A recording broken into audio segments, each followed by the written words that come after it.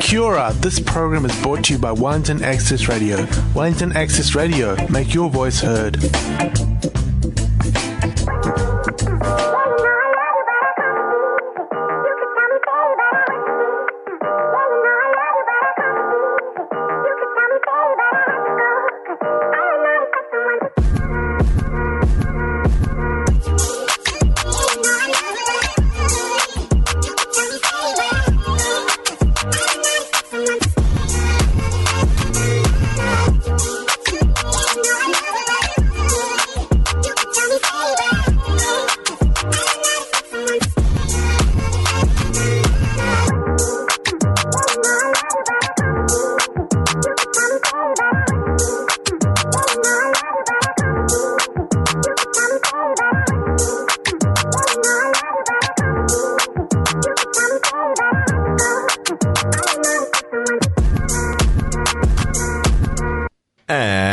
We are back. And black. Back and black. And in my case, in black. You're listening to Eddie and Nani on the Blackhouse 106.1 FM. This is a different show, so technically this is episode 50, but we want to do something special for episode 50. So while New Zealand is at COVID alert level 2, we're just going to do like a kind of, we're calling it on the levels, Blackhouse on the levels. Welcome to the liminal space, y'all. Welcome. Yes, essentially what we'll do is this is, I think for the next couple of weeks, what we're going to do until we kind of go back down the levels, what we're going to do is we're going to kind of just do more focus on music and just having some yarns. And then when we can get the whole team, when we can get Leah and KO back in studio with us as well, we're going to do like a proper like big 50th show. That's right. It'll be the all Leah all the time show. We have trained for this, and now it'll be the interview of a lifetime. Oh, it's gonna be fantastic! Like, I should bring balloons. I still kind of like it. We got to work out how much we should bring in that we can like pack down at the beginning. Like, yeah, the end know, of right? it all, like, right? Yeah. Well, as you've heard from Eddie, today we are having a reduced show thanks to the level 2 restrictions. Only 2 people in at a time, but still, that's 2 people and some music and some nerdy banter because it only takes 2 to banter. Oh yes. Also, before we get into something too much, while I feel like we got to go over, like, you said, like, we're back in black. I'm back in black. And, like, you're back right out of, like, the, what's the word? Right out of the, I just want to say pages, but it's not. Right out of the channels of the... Oh, my outfit today. Yeah. Y'all, I gave myself, like, the closest undercut I have given myself in a long time, right? I shaved the back of my head is shorn like a sheep. I'm shorn the sheep right now.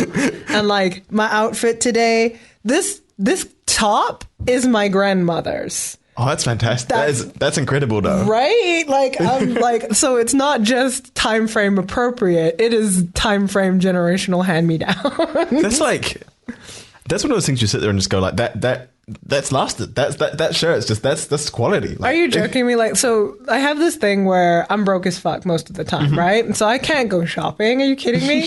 But like, I have this thing as well where like I still have hand-me-downs from my great grandmother. Like, and I will rock that shit as hard as I possibly can. And there's a part of me who like, people are like, oh my God, where'd you get this vintage top? I'm like, that's right. If you pour long enough, it becomes a vintage. It's a vintage.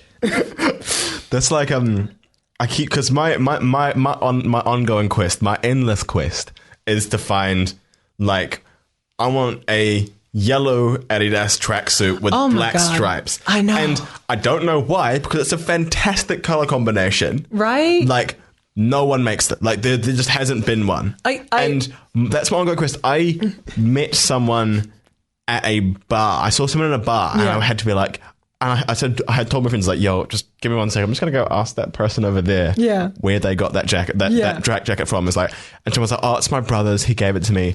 it's about 30 years old. I'm just Right. I'm like, damn it. I know, right? Like, I'm sorry. I just felt that in my bones. I was like, don't jump on him. I was like, no, but you don't understand. Like, okay, so like equally, I have been looking for a Dragon Ball Z orange Capsule Corp t-shirt. That would like, be mean. I just want, like, if you're out there and you're a seamstress and like the money that I don't have does actually go into fashion these days. So if you're out there and you're a seamstress and you're like, I could do that. I could make you like a ski jacket, but it's like Dragon Ball Z orange.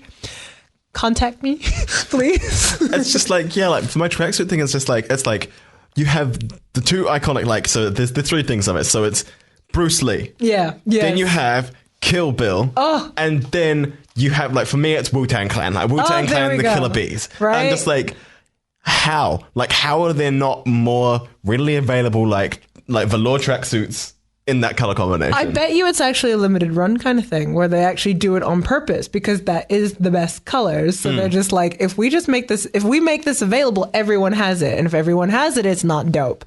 So you have to be like, so this skirt I got on, this is a touch-up job. It was a broken skirt. It was like this like 20-year-old thing in the back of my sewing box. And I was just like, oh, no. We're bringing you back up to scratch. So you can kind of see I ran out of black thread. So the stitching's actually purple. But like nobody's looking at my skirt that classy. Like it's fine.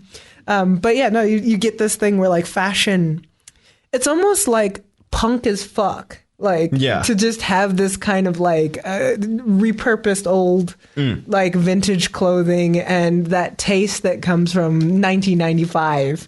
You know, like I said, this outfit inspired by, you know, Moesha. Yeah, because I think it's one of those things that comes up. Like, I watched a documentary about hip hop fashion, and that was the thing that kind of came up on it. Was like, here are the cycles of hip hop fashion. So it starts off like you're buying off-brand stuff. Yeah. So essentially, so the 1970s started off people buying like off-brand things. Then as the hip-hop crews started, as like Grandmaster Flash and stuff started doing stuff, what people started doing is they started buying like, you know, jackets and then doing design patches and stuff on the back. And then it's really funny. Like, if you want to laugh, go look up Africa Bambaataa and like look at what he was wearing. Like, it's so, and like George Clinton and Parliament Funkadelic and Grandmaster Flash, they were showing up to like, they were like, we should show up to gigs in like, I don't know, like 3 layers of mink. Yeah, right. No, that shit's so good though. Like, what was it called? The like what's it?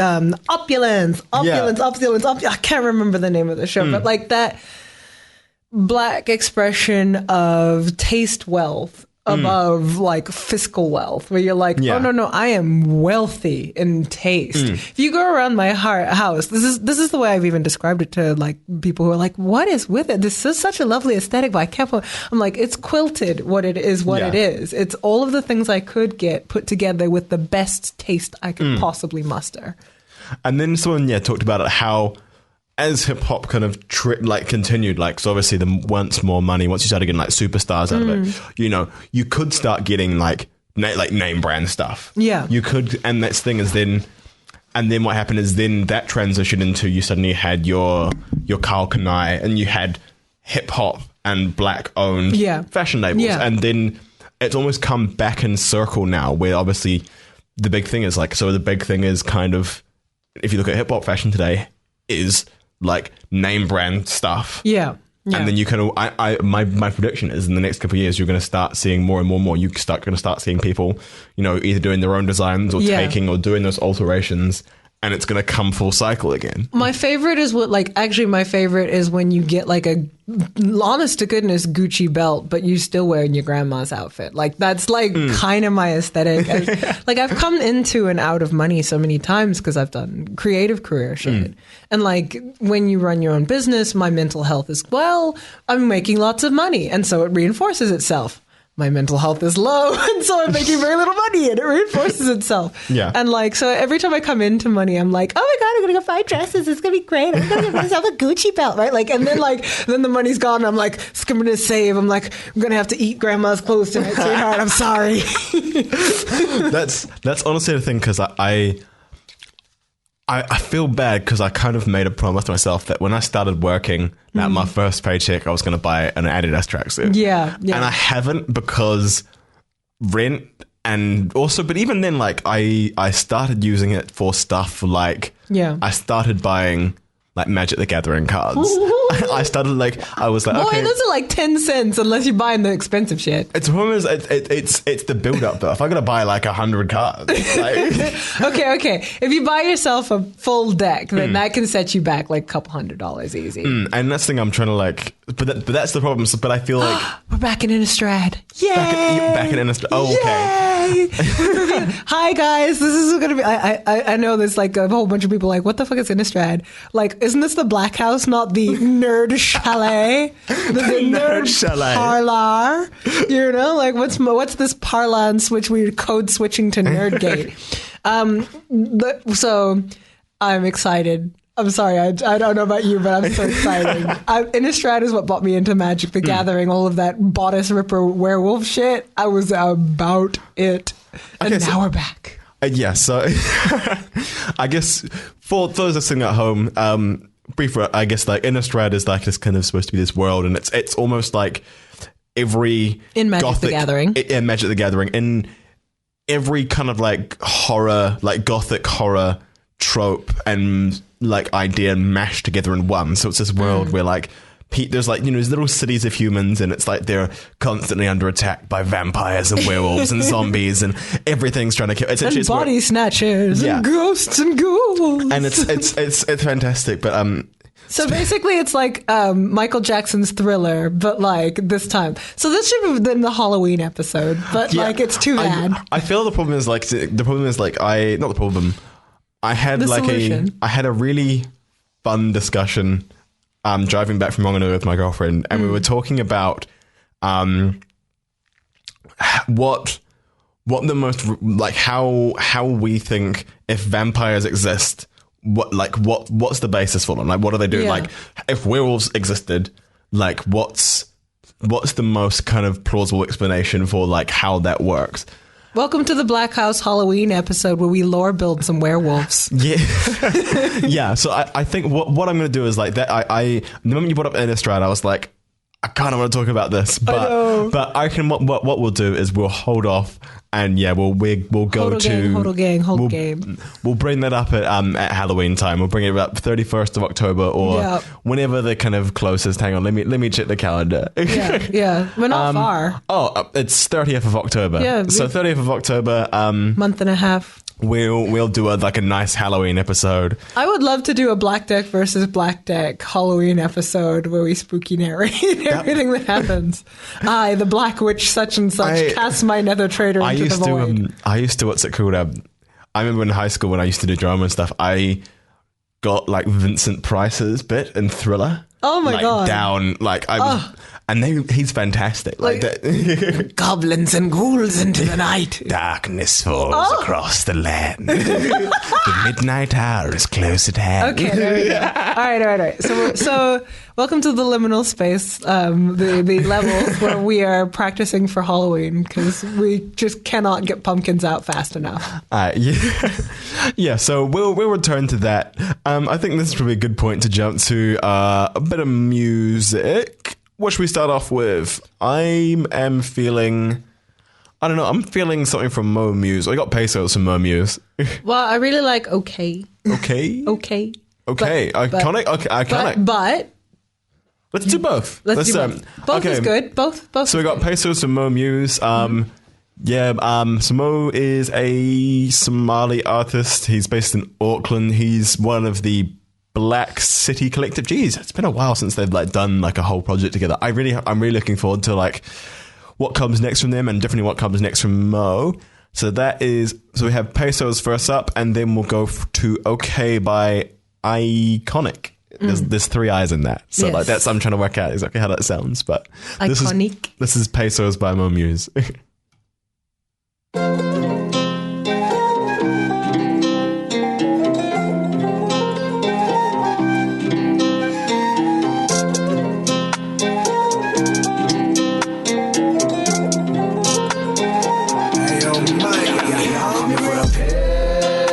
We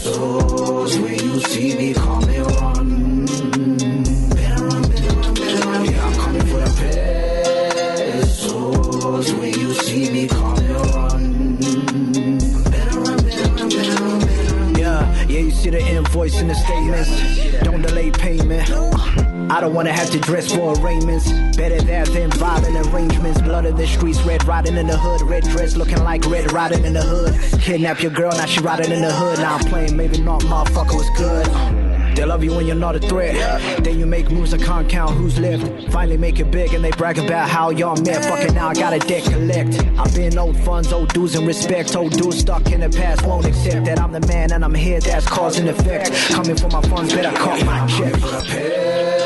Pesos, when you see me coming run. Better run, better run, better run. Yeah, I'm coming for the pesos. When you see me coming run. Better run, better run, better run. Yeah. 5, 4, fun. Two baddies in a room, I need both. Fun. Texting too fast, she need both thumbs. I'm here to collect, nigga, don't run.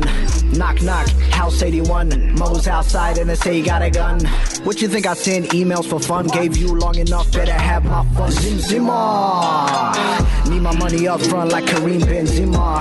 White girl named Emma and she got a friend named Kelly. I'm in a dilemma. Yeah, said no to both. Cutting all distractions on my focus growth. Seen too much, been through too much to ever fall for the hope. So pesos, when you see me coming run. Better run, better run, better run. Yeah, I'm coming for the pesos. When you see me coming run. Better run, better run, better run.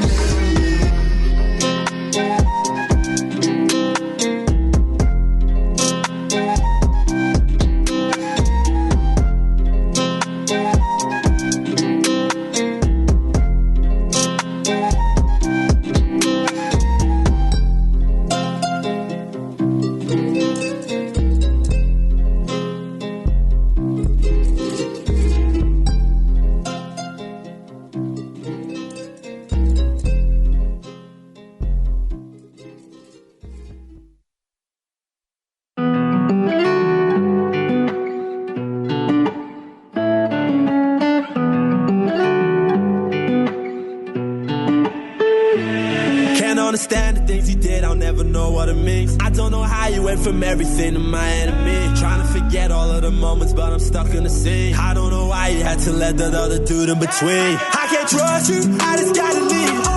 Now it's fucking, sip that Hennessy. I can't fall no more, I can't fall no more. I've been falling since I met you, but I'll be okay. I'll be okay. I'll be okay. But I'll be okay. I don't wanna think about the times that I spent locked up in my room. It felt like it'll never end. Got me thinking about the times we was chilling in that bed. We was lit, taking pics, even when we were just friends. You just had to play games. So toxic, I just couldn't stand. I've been feeling like a savage cause you left me all alone. I can't ever trust again, now I'm always on my own. I can't trust you, I just gotta leave. Now it's fucking, sip that Hennessy. I can't fall no more, I can't fall no more. I've been falling since I met you, but I'll be okay. I'll be okay. I'll be okay. I'll be okay. But I'll be okay. So here's a toast to the memories. I lost my energy. I realized that I couldn't stand. Now I'm alone sipping Hennessy. Might be the end of me, but I know I'll be okay. I'll be okay. I'll be okay. I'll be okay. Yeah, I'll be okay. I can't trust you, I just gotta leave. Now it's fucking, sip that Hennessy.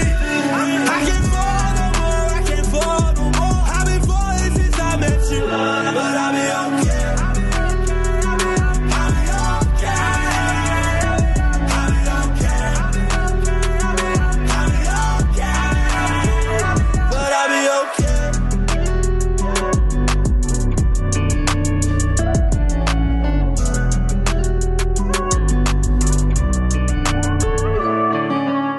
And welcome back to the Blackhouse on 106.1 FM.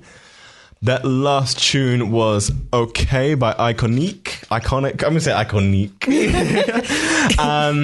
So he is a Australian Ghanaian. Born in Ghana, raised in Brisbane. And yeah, headlined the Mercedes-Benz Fashion Week, done some supporting of international acts, and yeah, it's just really picking up in the Australian hip hop scene. So that was tune. That was a tune. It was. It was good. That was it's one of those tunes where like you know when you're really, really, really sad and you just don't know how to transition back to happy. Yeah. Like straight up, okay is undervalued. Yeah. Like okay is an undervalued like place to be because okay is where you are after like the storm. It's just like it's the muddy marsh of post-storm emotional states, but it is the sun coming in. No, I feel like I don't know if in terms of music, like I think like a genre for me that really gets that spot is UK garage. No, honestly, because every like woman in Snaps. a UK, every Sorry, woman in I a agree. UK garage song has relationship issues. Like she's just like, no, honestly, you listen to every sample and either they're obviously actual recorded vocals from an artist, or they're like samples of R&B tunes that they've flipped. And it's just everything. It's just like the most kind of, but then it's so upbeat. And then you have someone comes on like some like real smooth guy. It's like it's the lyrical sound of the geezer. Yeah, right. and then it comes in and it just brightens your day. But it's really good if you're feeling sad, but you just need like a slight mood lift because it captures you in that sadness. It captures you in that kind of melancholy. It captures you in that feeling, but then brings it up, like up tempos it, and just gives you like enough to be like, oh, I feel a bit better now. Like, right. It takes your sadness, it puts some sexy legs on it, and marches back to you, right? Like it does. No, you're right. I didn't actually think about like the place that angsty British girls hold in the general uplifting of people whose hearts are broken. Speaking of British stuff, like so, I feel like I really try and avoid reality TV, but then like I feel like I had a moment this week where I started watching. I think because I got like ads for it on Facebook, and then I was like, you know what, let's see what this is about, and like selections of it. I started watching Married at First Sight. Oh my god! And it's just like, as a show, it's just like, it's so bad, but it's just so enjoyable. Are we talking about love now? Oh my god!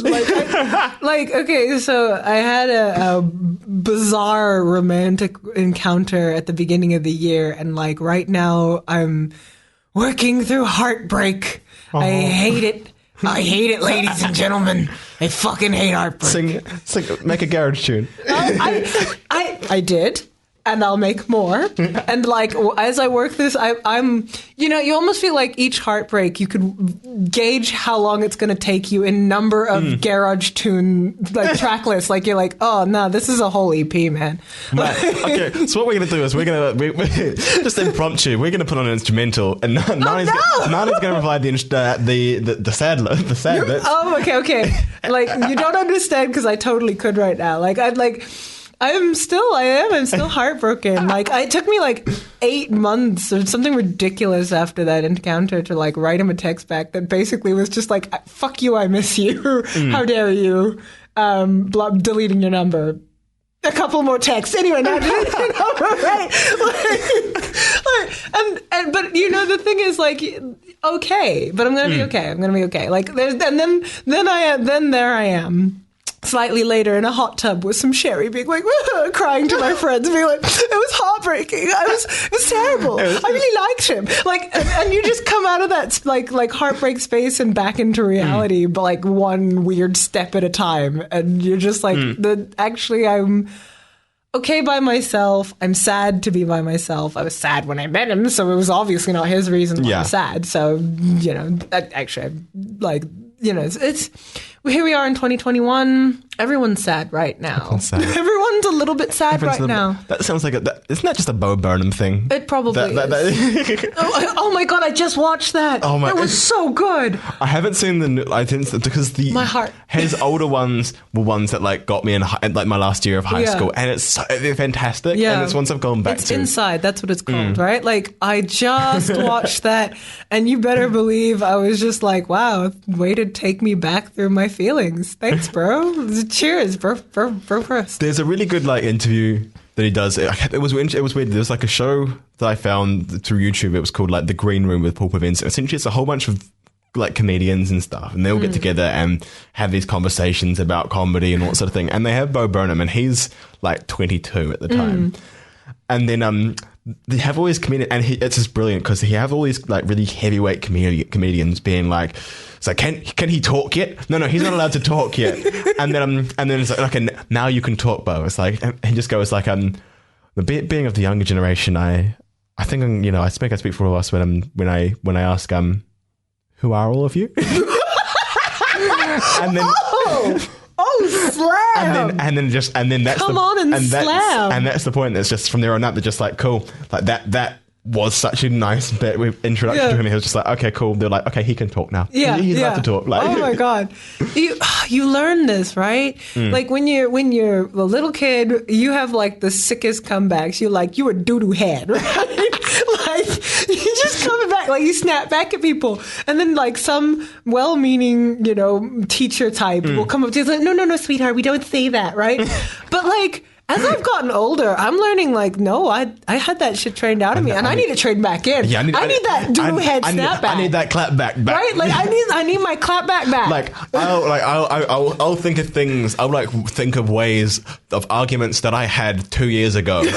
Like I'll have like debates or arguments. Like there is like a very specific debate that I remember from my very first year of university, and I remember it because it was against my ex-girlfriend. Oh, and there we go. It was on black radical radical groups, and someone was like, we regret the role of like the Black Power movement and the Black Panthers, and then I essentially went to this, and like the Nation of Islam sort of things, and I just went no. And then the guy I was with, who turned out to be like a little bit of a kind of incel, like alt-righty guy, I think she went on this entire tangent, and I was like, no, like, this is what I know. Like, I can make this argument, but I'm also saying, like, I'm also sitting here, I'm like, you need to, like, follow what I say. And the thing is, I can remember all the points that I wish I could have made in that debate. Right. So you had somebody who was just a little bit in terms of racially... when you're in the nerd community, you do get that, where you're, like, you are black. You have the understanding and the personal experience. Like, the sheer number of times I have to tell my friends not to drop the M-bomb around me. I'm like, la. I can drop this. You cannot drop this. I will not drop this around you. I can drop this. You cannot drop this. But, like... that if you're in those groups which were racially secluded, they don't understand that for you, it's having somebody say that around you, it is a trauma point. And it's your ability to talk through it. Yeah. But they don't get that because the cultural context, especially circa like 2000 and what? Like they don't...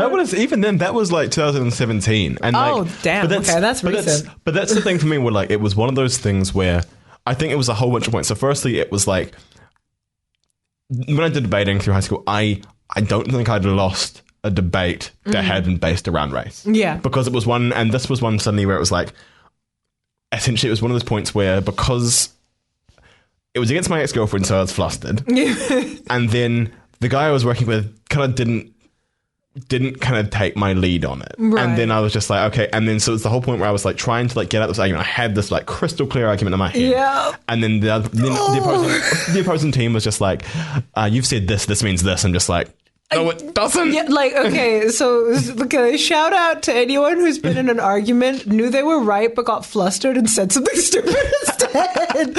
Because I live there. Welcome to my house. Like... Yeah, and like that's an extreme example, but like there are definitely points where like I'll have like a heated discussion or like a slight argument, and with someone or someone will say something snarky, and then like 3 weeks later I'll be like in the shower and then be like, fuck, that's what I should have said. I know. Oh my god. So like at one point, like I'm trying to like, okay, so like one of the things I'm aware that I do is that whenever I feel really threatened, like I tend to like puff up. I'm like, well, you don't make money like I did when I was 24 and I started a business and I was, and you fluff up. And like Brene Brown was like, you're cool when you neither fluff up nor shrink. And I'm like, oh my God, wow, okay. Oh snap. I puff up, I shrink. I puff up, I shrink. I can't just maintain space. That is hard. And I think it's extra hard for us in the Black community because we're so used to defending ourselves and just we're exhausted and hyper-vigilant all the time. So that's the thing I feel like now what I've done is Like, I remember, like, I'm sorry, Auntie, if you're listening to this, but I taught myself how to kiss my teeth. Like, that was one of the first things, like, or suck my teeth. Sucking teeth? Yeah. I taught myself how, like, in Jamaica, it's kissing teeth. Yeah. And that's the thing that came for me was just, like, it's just the nicest thing where if I'm annoyed about something, and then if I do it, no one picks it up. Like, it's just one of those points that there's not the same cultural reference point. Yeah. So if I'm feeling frustrated at something, I can kiss my teeth, and nobody else kind of picks it up unless there's another black person around. Yeah. No, I hear you. And like you do. I think it's all like there's this like stacked thing where it's like you're black, you're a nerd. In my case, you're also female. So you were so used to being just completely crushed under like all of these like verbal expectations, and you more than anyone have thought about this, right? Like you're like no, I'm black. I've really thought about this. This is not just coming out of my ass. This is not just the black experience. It's coming from a place of like education, and like, but you get cornered. In fact, like this is probably one of the central things that I'm struggling with right now is just I don't always know how to have the arguments I need to have. So instead what happens is I just go and I say nothing because I'm like that thing I said where I'm a nuclear bomb held together by yoga. Yeah. Like I like the biggest problem isn't like the argument. The problem is at some point you're gonna like hit a kill switch and I'm gonna blow up and be like, I hate you. And it has nothing to, and I'm like, no. So they're like, back it up. That was an explosion of energy, and it's only because I love you. Like, and it's navigating that shit. It's just even the point. It's just that point. I'm just like, I just really would like to headbutt you right now. Yeah, I know, right? And I can't because it's illegal. Sweetheart, you don't understand. Like, I'm black, but I'm very Irish, and my forehead wants to come at you, like just that full on. I gotta get a beer bottle, just smash it on the table. My inner Ireland comes out. And it's like, come at me. Anyway. So, right. Okay, so welcome to the Blackhouse. Yeah. 106.1 FM. Yep. where we threaten to headbutt nebulous enemies. Yes. Well, I mean, look, enough people are Irish; they get it. All right. So I think it's really a good point to move on to like another tune. So up next, we're going to have Dust Your Feet Off by B Wise and Jess B. So B Wise is born in Sydney. Oh no, in the Sydney suburb of Liverpool. Does that mean in Liverpool, in the UK, there's a suburb called Sydney, or that in Sydney there's a suburb called Liverpool? I cannot tell you. I'm just born in the Sydney suburb of Liverpool. Yeah. His father's Nigerian Igbo and his mum's an Australian. So he's been kind of a central figure to the Western Sydney hip hop scene, and kind of has like one of those kind of points where he's built some connections, some really strong connections with kind of everybody. So Dust Your Feet Off is with Jess B, so New Zealand's finest. So this is Dust Your Feet Off. Where's the ting? There's the ting.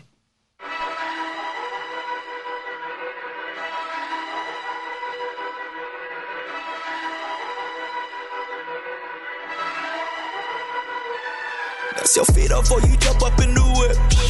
Like my ego got me feeling like this shit. Like the Beatles, it's gonna be another hit. Making moves and now you know we been legit.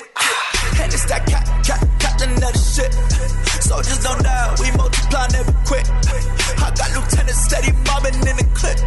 So we gon' need all of our profits in this bitch. I got hella spirit in me, God made a mojito. Roll with 5 brothers with me, baby, call me Tito. Don't play with your luck, cause this ain't a casino. I'm the problem solvers and they go wherever we go. We go far from the new kid on the block. I'm a savage. By the time that I raise it up a notch, you too average. We been working for cheese, now we counting the cabbage. How you got more followers, then you got it back. I made this back by being good and moving the crowd. Hotbox the beamer, I'm steering off and be breaking down.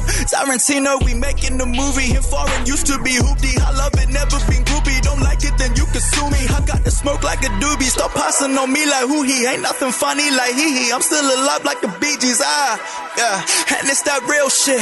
And I'm not bragging, it's that real shit. So dust your feet off, you jump up in the whip. Play my ego, got me feeling like shit. Like the Beatles, it's gonna be another hit. Making moves and now you know we been legit.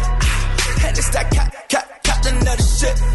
Soldiers don't die, we multiply, never quit. I got lieutenants steady mobbing in the clip. So we gon' need all of our profits in this bitch. Pull up in numbers, got them with me on my hip. And yeah, my people moving all together like a zip. And now they hear my dust and they don't like it, see them trip. But they stay watching though, and get the fuck up off my tip, off my dick. Yeah, we work and then we kick back. Roll another spliff bag, love up on my skin black. Totals be a big bag, global moving zigzag. Bet we make an impact on them. You ain't did that. Hey, what's the message you sending? Are you real or pretending? Now for that shit that ain't trending. Making money, you investing or spending. My foot stay to the floor, cause that journey ain't ending. Just dust your feet up before you jump up in the whip. Play my ego, got me feeling like shit. Like the Beatles, it's gonna be another hit. Making moves and now you know we been legit. And it's that captain of the shit. Soldiers don't die, we multiply, never quit. I got lieutenants steady mobbing in the clip. So we gon' need all of our profits in this bitch.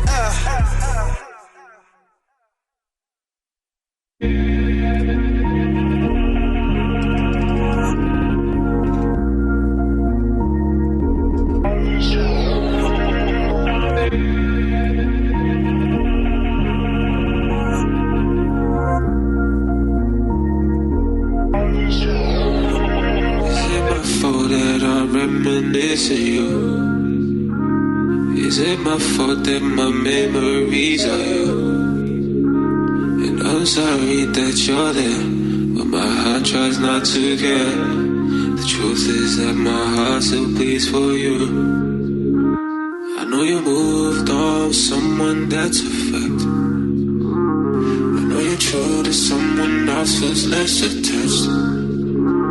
But it's all good and fine. Lately I ain't be feeling right, but I just gotta say what's been on my mind.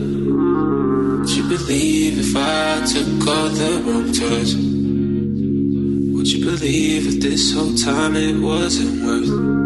Yeah, I've been taking notes of signs. My stomach ain't feeling right. At a dead end of the road and I see blood. Is it my fault that I'm reminiscing you? Is it my fault that my memories are you? I'm sorry that you're there, but my heart tries not to get. The truth is that my heart still bleeds for you. Is it my fault that I'm reminiscing you? Is it my fault that my memories are you? I'm sorry that you're there, but my heart tries not to get. The truth is that my heart still bleeds for you. My fault that I'm reminiscing you. Is it my fault that my memories are you? And I'm sorry that you're there, but my heart tries not to get. The truth is that my heart still bleeds for you.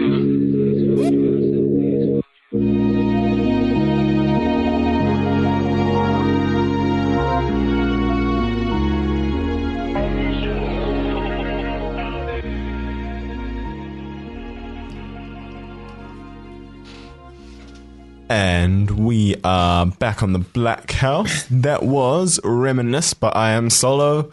So I Am Solo is, of course, Leah's boy, Leah's son. Yep.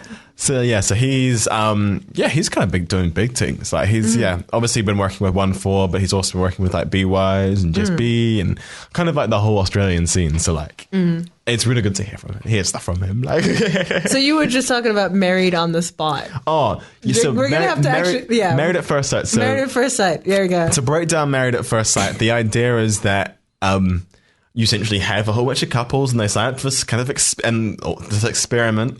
And what they do is that they don't meet each other until they meet in a chapel and get married. Oh my God. And it's one of those ones they have like relationship coaches and stuff there, and it's weird because it's one of those points where like with I guess always kind of relationship based. So moonwalk this backwards for me. Do they have like a professional set of people who match them first? Yes, there is. Okay. Yeah, but it's. But obviously, there's ones where like so that's the thing that's come up in this season I'm watching at the moment, or like the parts of the episodes that I've seen, is it's very kind of like there's the ones they've obviously put a lot of thought into trying to matchmake well, and then there's the ones where they've just like thrown someone like to be completely incompatible together for the drama. Yeah, and you're just like.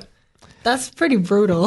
And like I don't know, I think it raises something else that I guess would be interesting to talk about going forward, and I guess it's not. I feel this is like a nice thing. It's like this show particularly is just like, okay, we know we got a Halloween episode.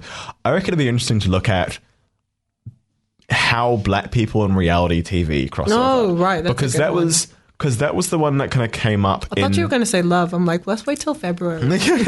Now, black people in reality TV crossover, because one of the things I did notice is that there was one couple that was a black couple, and then but it was one of those points where you could almost see that they'd started pushing in the kind of like angry black woman tropes into that. Yeah. And obviously like, and it's one of those points I reckon it'd be interesting from the show's perspective to break down is some of that kind of, I guess to break down some of how those tropes, I guess, come about and the narratives that come about in reality TV, but also in like, I guess, media, including black people and historically. Not to mention the impact it has. Like, I mean, I will be the first to tell you I'm not just an angry black woman, I am a furious black woman. But the difference between me and many other black women is I'm just confident that I'm right.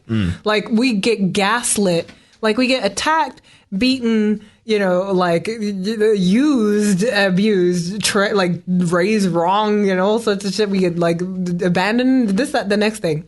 And then we get told, now don't be angry about it. I'm like, no, I'm mad. Like, I'm mad, but I'm trying to point my anger at the right thing. And like that angry black woman stereotype, like, y'all, if you're black and you're female and you're listening, your anger is valid. Find what it needs you to do, because sometimes it's real. And I'm really upset with media. Like, the only thing I'm upset with the angry black woman trope. I'm like, no, teach them how to deal with us, because we're real, we're angry. But at the same time, I would more prefer to see a community, like a media, validate that anger. Yeah. Like, and I would like to see it be, you know, it's always like, she's so angry about every little thing. I'm like, yeah, that's called hypervigilance, and she just needs to be rechanneled back into what matters. Yeah. Not so much just told, don't be angry.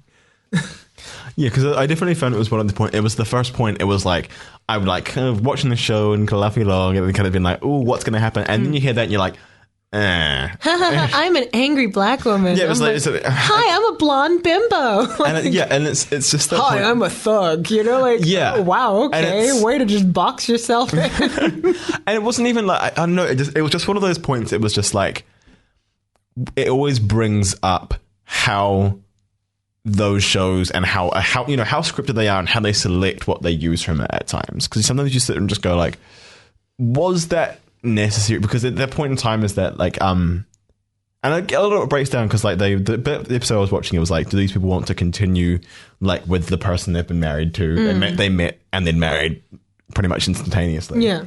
And it became this point where it was just like, it was obviously you very clearly saw like there was one couple and it was the black couple, and then another couple, the husband and the black couple had like kissed someone from another couple, and it was that sort of thing. And then it became that point of just like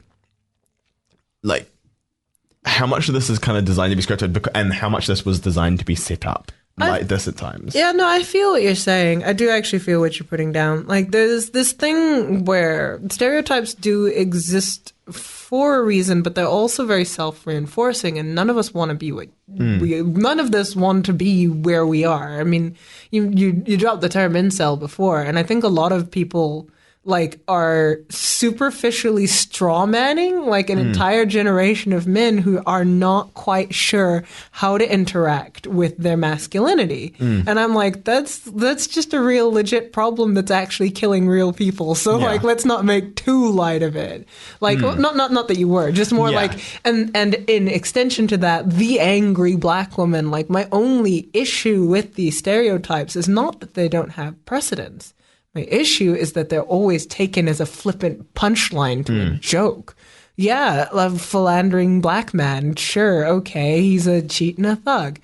Because of the lack of support, the role of black masculinity and their own ability, like you take an entire demographic of people, you give them no ability to provide for a family, you give them no support, no sense of identity, and then you're like, okay, now go have a functional relationship, go find a woman you value, and then tell yourself that you're worth her. Of course, he's not going to be able to do that, and I just feel like that there's too much of that. Yeah, I find it interesting, like, because, like you did about this whole stereotype thing. I find it really interesting because the Boondocks as a show is a really good example of that, because at one level, the Boondocks is like is Aaron McGruder, like, and it is mostly his take, but it's his criticisms and it's his viewpoints.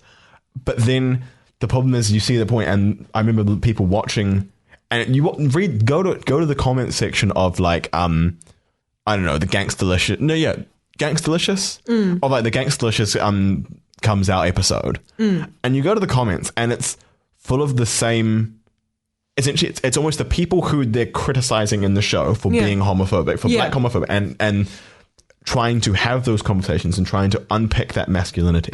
Like that issue of how, say, black masculinity and homosexuality like crossover. Yeah. But it becomes a point, and the comment sections are filled with guys who've kind of missed the point that they're being criticized. Yep. Like, they go like, and it's the same thing happened with Atlanta. Like, there was an episode where like, I think it was this episode where, like, I think the conflict essentially is that a group of people, like, there's a rapper and his kind of entourage are at this kind of party, and there's this girl who gets mad at this rapper because she's like talking to her, he's like not talking to her, he's talking to someone else, and then like drops a drink on him, and then his security person like almost like throws it down a flight of stairs. Yeah. And the thing is that like there was a whole bunch of people was like, nah, this is why you got to have like the real ones behind you. It's like, no, the whole point is that this situation was escalated by the security person, like in this way. It wasn't like someone having it was like, this is a criticism of that. Yeah. And it's that point of like, but people sometimes miss that. And it's not saying that that's... that's exactly kind of why I'm kind of getting at the bigger picture, at least in my head, which is that we have we have this huge demographic of people who are like, if you have a stereotype, what it means is that people are being funneled into roles. Yeah. I was not an angry black woman when I was born. No, I was a cherub-cheeked, happy little baby ball. And all of us were, at one point, these little rosy-cheeked, screaming snot machines. Yeah. And we do not get funneled down any one particular road. So if the world's generating these stereotypes, that's a problem. And the conversation around stereotypes and, like, the angry black woman and even rocking those stereotypes, feeling you have to work into them, that's real. Like, left up to my own devices, I would still be a 400-pound nerd eating cookies in a basement, like, you know, playing Magic the Gathering, because I enjoy that. But the bottom line for me is now it's like I couldn't live and be the most natural version of myself. And that's hard. That's a real tough cookie to have to swallow at the end of the day. But I just think it's one of these... And that's why I reckon reality TV is a really good way to break it down, because obviously everyone loves a bit of Love Island. Yeah. But it's interesting because Love Island has come under repeated criticism for... I only just watched that very, very recently. Yeah.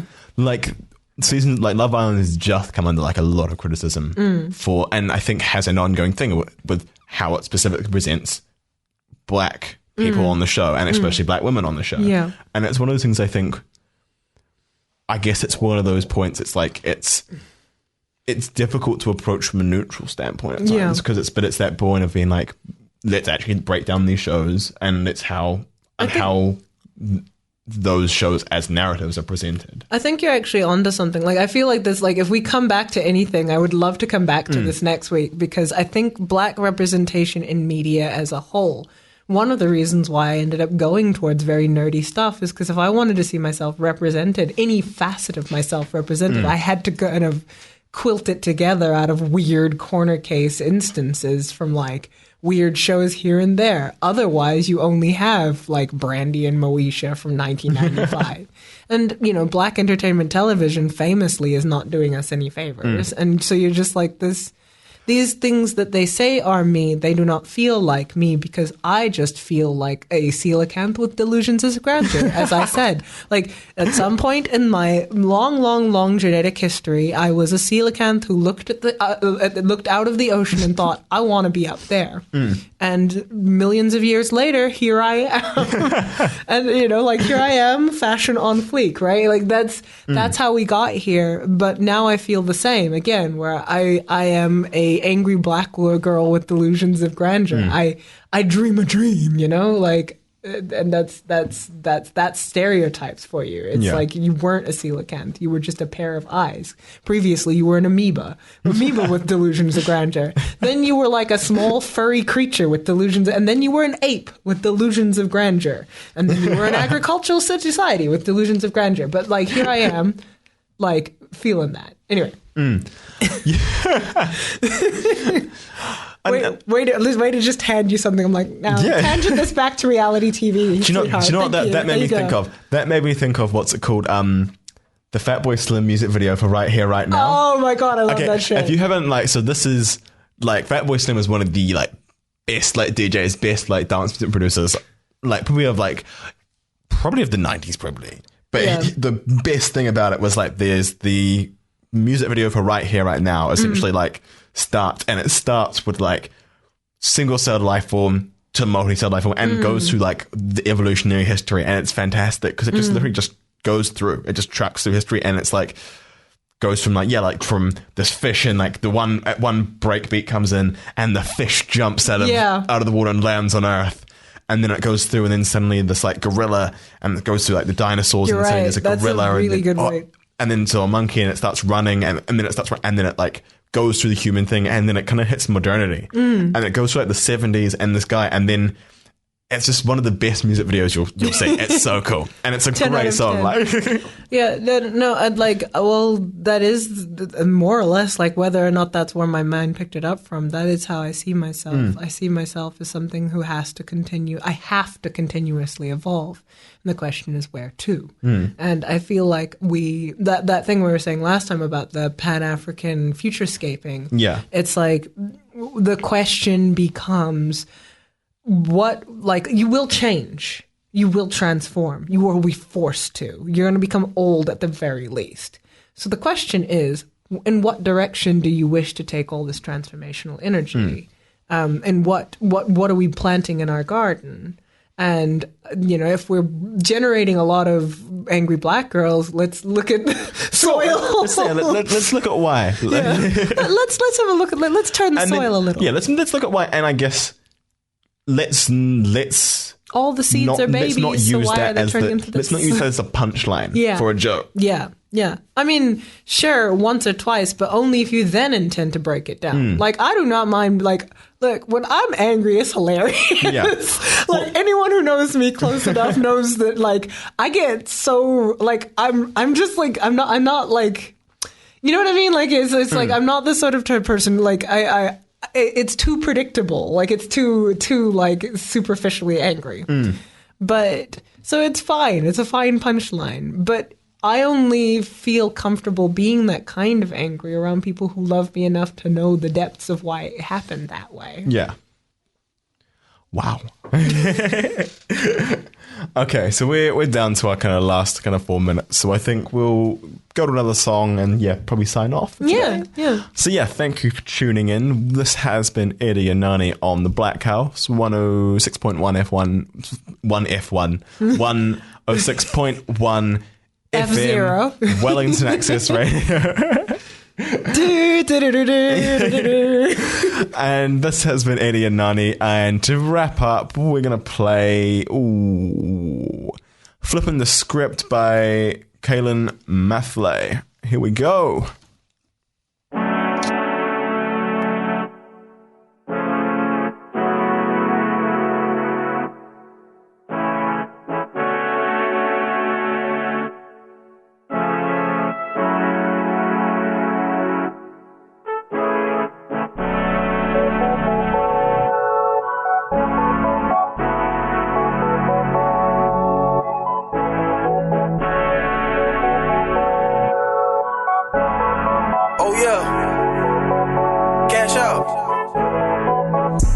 it, I sip.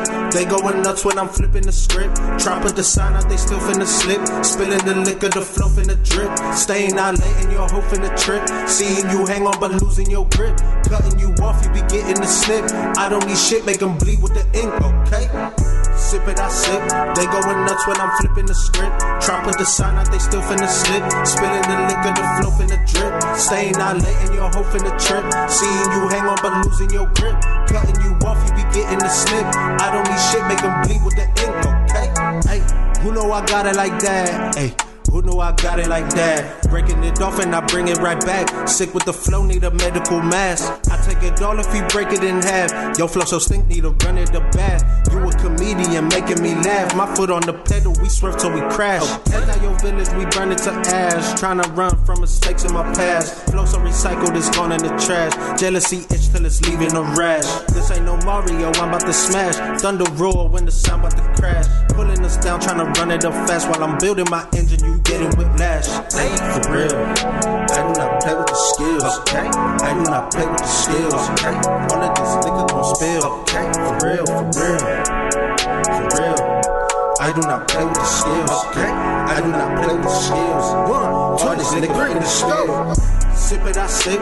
They going nuts when I'm flipping the script. Try put the sign out, they still finna slip. Spilling the liquor, the flow finna drip. Staying out late and your hoe finna trip. Seeing you hang on but losing your grip. Cutting you off, you be getting the snip. I don't need shit, make them bleed with the ink, okay? Sip it, I sip.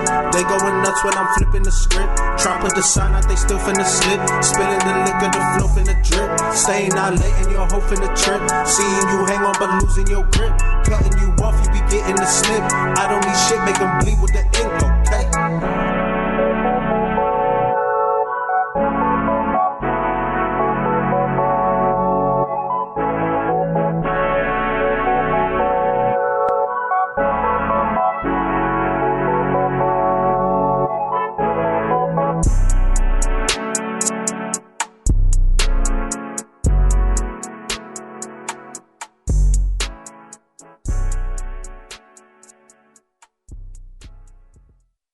Yo, Q, there's been a couple developments since I last wrote. So I'm splashing ink on the pad again as your past soul. Still praying you fix the plumbing for that cash flow and your spiritual body a mass growth. Do you got a protege? She peeping on your every step, every path you travel down and every flag you represent. They craft the composition of the life, so she the evidence of every decision.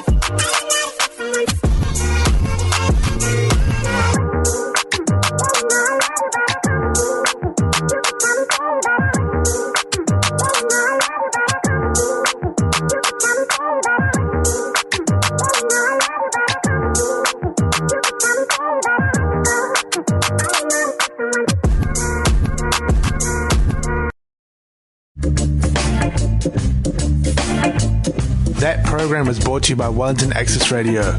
Get your voice heard. Thanks New Zealand On Air for funding accessmedia.nz.